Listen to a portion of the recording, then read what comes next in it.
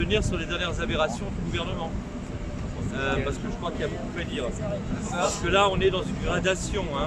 C'est-à-dire que ceux d'entre vous qui ont écouté le Premier ministre hier, sans doute comme moi, n'en sont pas revenus devant autant d'absurdités, autant de choses qui vont sans doute totalement même à l'encontre des objectifs prétendument visés, à savoir réduire les risques d'une transmission accrue de la maladie.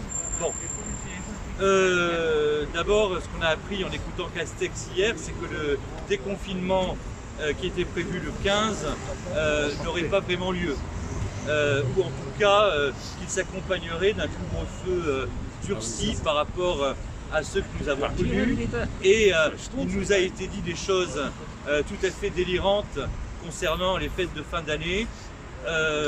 On se demandait, est-ce que ce gouvernement va oser priver les Français de Noël et du premier de l'an?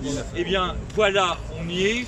Il y aura, paraît-il, une permissivité pour Noël, mais vous avez entendu, comme moi, ce qui est prévu pour toute la période des vacances sinon, et en particulier pour le premier de l'an. D'abord, les cinémas, les théâtres, il faut penser effectivement aux professionnels du spectacle, hein, de la culture, restent fermés, les musées également. Ils ne rouvriront pas, contrairement à ce qui était annoncé, prévu, envisagé le 15 décembre. Ces établissements ne sont même pas sûrs, il faut bien le dire, de rouvrir en janvier. C'est également le cas pour les restaurants et les cafés dont nous avions parlé il y a 15 jours, où je vous disais peut-être de façon un peu vibrante, parce que j'aime bien manger, ça se voit, j'aime les ambiances des cafés, que c'était évidemment l'art de vivre à la française, qu'on était en train de mettre à sac par la fermeture des restaurants et ceux qui vont être acculés à ne pas pouvoir rouvrir. Pareillement pour les cafés, on sait bien qu'il est dans nos traditions que de nous retrouver, notamment pour le café du matin. Donc tout ça ne réouvrira pas le 15 et ne rouvrira peut-être pas, probablement pas non plus, en janvier. Vous avez entendu donc, j'ai évoqué tout à l'heure les mesures envisagées pour la période qui commence, ce qui a pu être dit par le Premier ministre concernant particulièrement le premier de l'an. Le premier de l'an est donc frappé, comme toute la période, lui aussi, par le couvre-feu, entre 20h et 6h du matin, ce qui voudra dire que, effectivement, si nous recevons des gens chez nous pour célébrer la nouvelle année, eh bien, si j'ai bien compris, on devra les garder jusqu'au petit matin. Je pense, là encore une fois, aux étudiants qui vont sans doute fêter, puisqu'il n'y a pas de café, etc. Eh bien, nombre d'entre eux vont fêter dans leur studio étudiant, dans leur logement étudiant, le premier de l'an, à plusieurs, peut-être en nombre. Est-ce qu'il est pertinent d'un point de vue sanitaire que de conduire ces gens-là à demeurer dans un lieu clos sans avoir la possibilité, pour ne pas déroger au couvre-feu, d'en sortir avant 6h du matin? La question évidemment se pose. J'ai par ailleurs entendu, mais là il ne serait pas constitutionnel que de prétendre nous l'imposer, on n'en est heureusement pas encore là, mais il y a une préconisation que le gouvernement entend même nous faire des recommandations concernant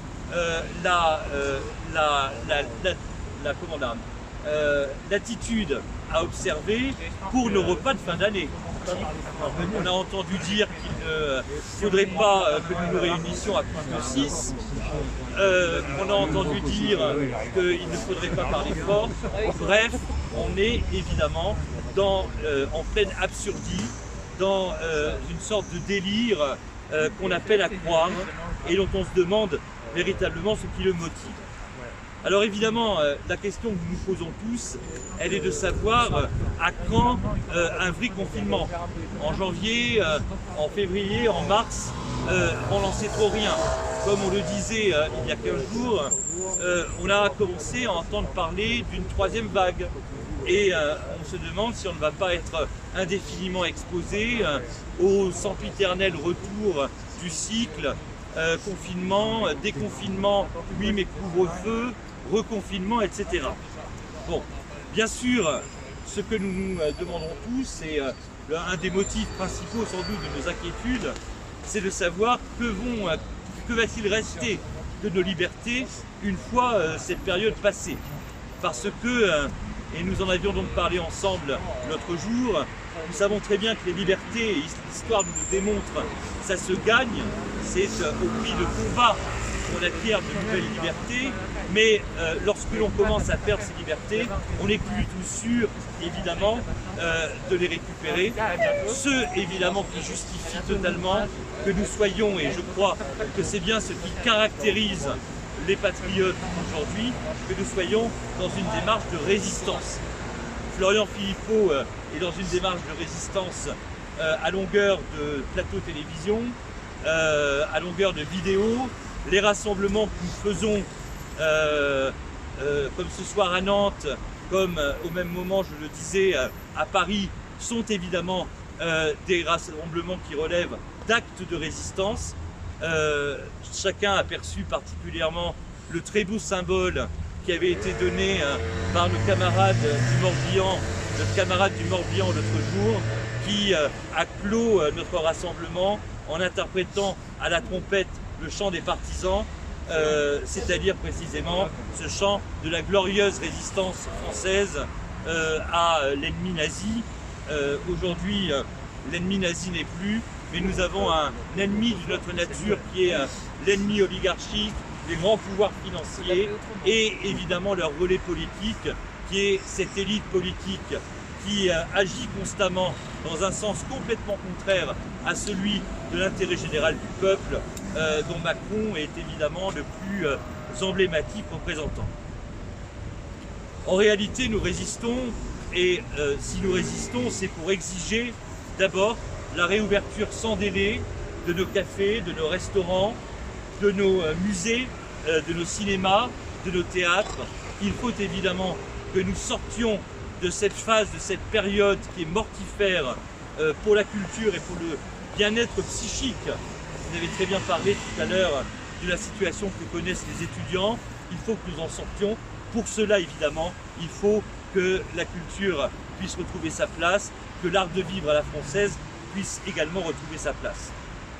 Deuxièmement, nous exigeons de cesser d'être traités comme des enfants, parce que il y a quelque chose qui est absolument insupportable dans la façon dont le gouvernement gère cette crise sanitaire, c'est qu'il nous prend littéralement pour des enfants. On a l'impression que le reconfinement que nous connaissons, c'est en quelque sorte une punition qui est infligée aux enfants que nous serions, parce que, nous dit-on, nous nous sommes trop relâchés. Nous sommes empêchés de sortir comme des enfants qui voudraient commencer à découvrir les lieux de fête ou de réjouissance et dont les parents leur imposeraient de ne pas pouvoir sortir. Donc non, nous ne sommes pas des enfants. Ce que nous attendrions d'un gouvernement dans une démocratie mature, c'est qu'il en appelle plutôt que de nous infantiliser à la responsabilité individuelle et collective. Nous sommes évidemment des adultes et nous sommes capables de faire preuve de responsabilité à tout niveau. Ce que nous exigeons aussi, c'est que tout vaccin qu'on prétendrait nous inoculer, eh bien, ait fait ses preuves. Évidemment, surtout lorsqu'il s'agit de l'inoculer en premier lieu à nos personnes âgées, dont on se demande s'il ne s'agit pas de s'en servir comme de cobayes, ou aux personnes souffrant de problèmes de santé. Je fais ce constat, c'est qu'il nous a été dit très récemment que le vaccin français ne serait pas prêt avant la fin de l'année 2021. Or, s'il y a un autre vaccin, le vaccin germano-américain, comme par hasard, Pfizer-BioNTech, qu'on veut tout de suite nous imposer. Donc, malgré des effets secondaires tout à fait inquiétants qui sont apparus. Donc, évidemment, nous exigeons que la politique sanitaire soit suffisamment responsable pour ne pas prétendre nous inoculer un vaccin qui suscite bien des interrogations et beaucoup de méfiance.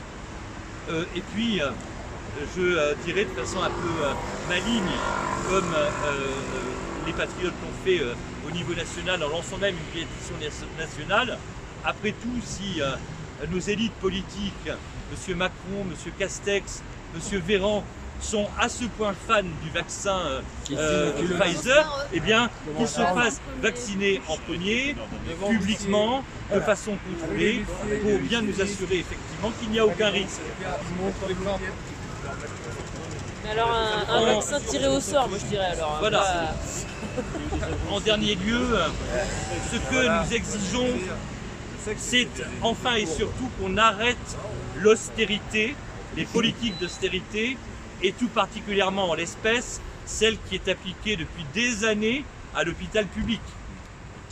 C'est par milliers qu'on a fermé des lits d'hôpitaux au titre des politiques austéritaires, des politiques qui mettent à sac les différentes fonctions publiques, dont la fonction publique hospitalière, et nous savons quelle est leur origine à ces politiques.